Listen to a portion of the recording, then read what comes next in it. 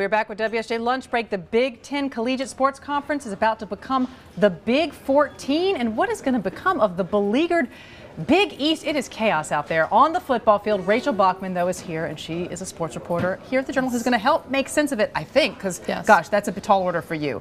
Yeah. Let's start with what's happening specifically with the Big Ten. Who are they gaining and why? Well, yesterday they added Maryland. Today they're expected to add Rutgers. They've announced a press conference for 2 p.m. It's widely expected that they'll add a 14th team, although they will keep the Big Ten name. That is their brand, of course, so the geography doesn't exactly, or the math doesn't actually work out at all, right?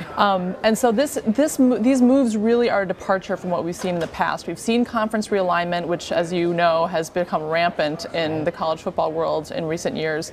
But this one was different because it really was made with the TV audience in mind and not as much with the idea of the football programs at hand. And let's talk about that a little bit, Rachel, because, you know, I'm from North Carolina, UNC graduate, UNC fan. I mean, the ACC has been the ACC to me, but now that's all getting shaken up and teams being added into the AC that he wouldn't have even thought of.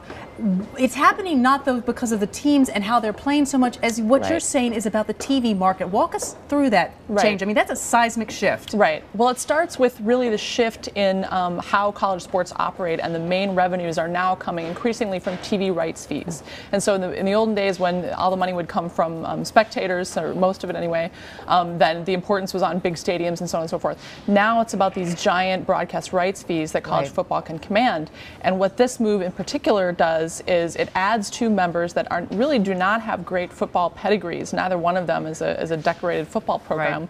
But what they do add is many, many millions of eyeballs in the Washington, D.C. area with Maryland and in the New York, New Jersey area with Rutgers.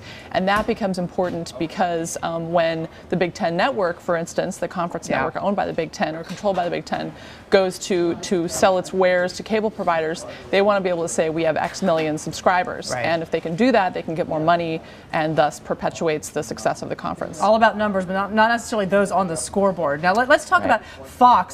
Which is owned by News Corp, announcing acquisition of a minority stake in the Yes Network. How does that play into the bigger picture here? Well, it's somewhat complicated, but the bottom line is that Fox also has a controlling interest in the Big Ten Network, and the hope is that down the road, adding these 2 teams that are on the Eastern Seaboard, which the Big Ten did not penetrate before this move, will increase the attraction of that network enough to actually get it on basic cable, digital cable. And right now it's a premium channel, so people have to pay extra for it. If it's on basic cable, it means they automatically, the network automatically gets all those subscribers and their fees. The big losers perhaps are the Big East. I mean, a lot of teams leaving the Big East. Let's talk about that. Who are some of them? It's really been decimated.